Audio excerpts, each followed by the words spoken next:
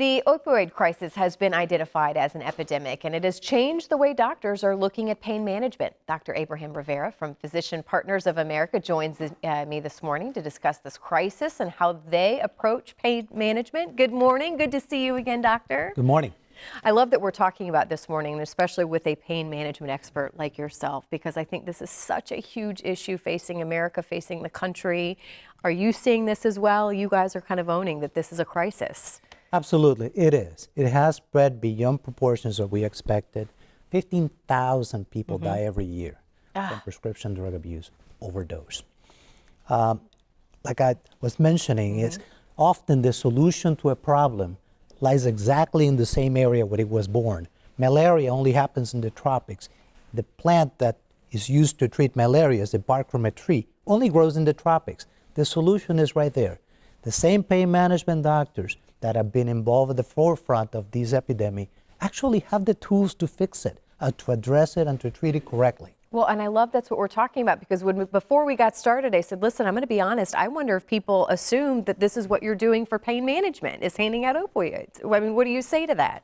Totally the opposite. Opioids are a wonderful tool. They're extremely seductive drugs because they work. They are they should be used as a means to an end, not as an end by itself. And that's what we do different. So kind of explain that a little bit. What are you able to do? Because from my understanding too, in talking with you, you're actually helping people who are on them get off of them as well. Correct. Pain management specialists are uniquely trained on weaning people down these addictive substances and treating the pain using other methodologies, such as nerve blocks, such as physical therapy, such as surgical procedures. These strategies have to be used in conjunction with an opioid taper down.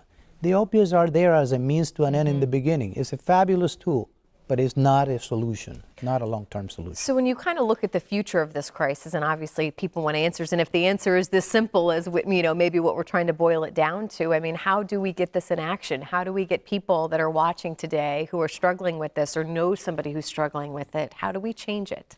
Well, the first thing was to change the paradigm, okay? And our president actually went ahead, declared emergency, medical societies, providers. We sat back and we said, we have to change how we treat this. Now physicians are looking at opiates in a way that is completely different than what we did 10 years ago. These drugs are addictive. They can get people in trouble. Let's go ahead and wean them down, scale them down to the least effective dose.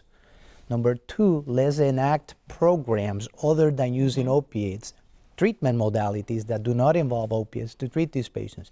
And you see us now using things more like physical therapy, acupuncture, herbal medicine. Do those things work? I mean, I guess that's my question. Are we seeing success stories? The Chinese have been doing acupuncture for thousands of years. Yeah. The Macarena didn't last that long. I love your analogies. So it does work. These technologies do work. They have to be, however, used in a comprehensive program. Okay. And that's why it's so important to see a pain specialist. Well, and let's talk about that as we kind of wrap up here. What's your take home? Again, this is affecting a lot of people, certainly here in the Bay Area. What would you have them do?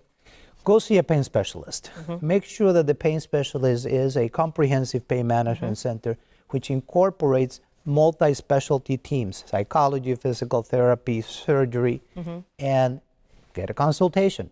We invite them all to go call our number and be seen in our clinic. We'll be happy to evaluate them. And I imagine the message is there is hope. There is success stories. You've seen people be able to kind of step away from that. Every day. Every day. I love it. Doctor, thank you for being here this morning. We appreciate what you're doing for the community, and we look forward to seeing you again soon. Thank you.